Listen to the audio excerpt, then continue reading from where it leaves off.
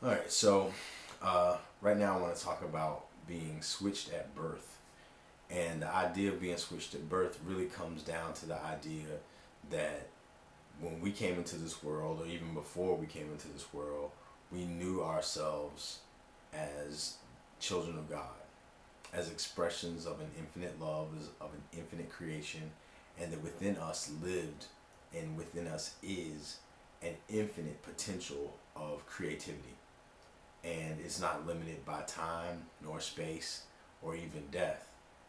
But now, most of us don't know ourselves to be that. And in fact, when we encounter people who even come close to it, often we try to get rid of those people because they seem out of place in the society that we've created, where people see themselves as limitations.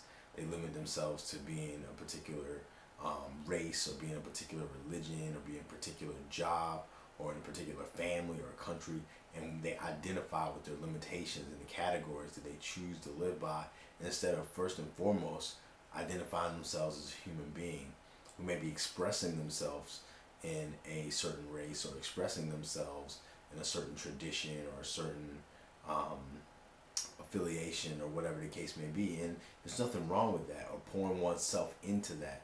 However, if one doesn't know themselves at their source as being a ray of God's light, if for lack of a better expression, then not only are they cheating themselves of the whole experience that they can have of being engaged in human relationships, they also are cheating others unaware.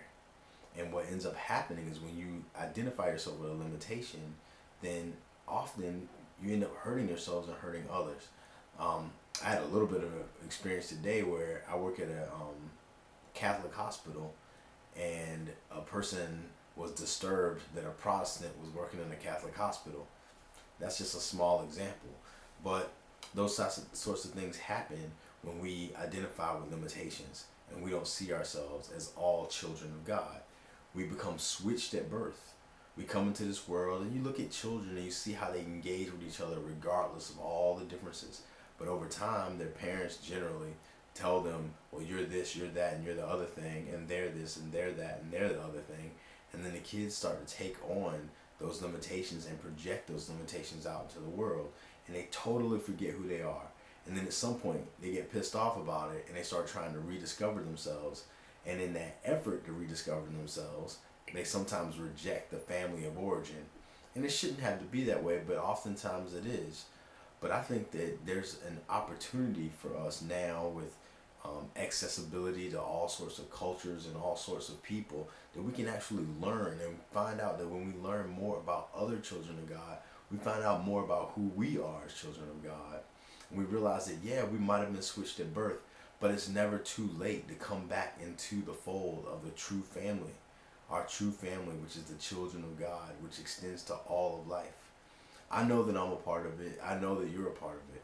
Whether you know yourself as that, I don't know. But if you would like to know yourself as that, there are plenty of opportunities and plenty of places that you can start to search and start to come in contact with the truth of who you are, and the truth of your family, your true family of origin. And look, Ruthless Church is here, and I'm here. If you're willing, I'm willing to talk about it. So hopefully you got something out of this. Take care.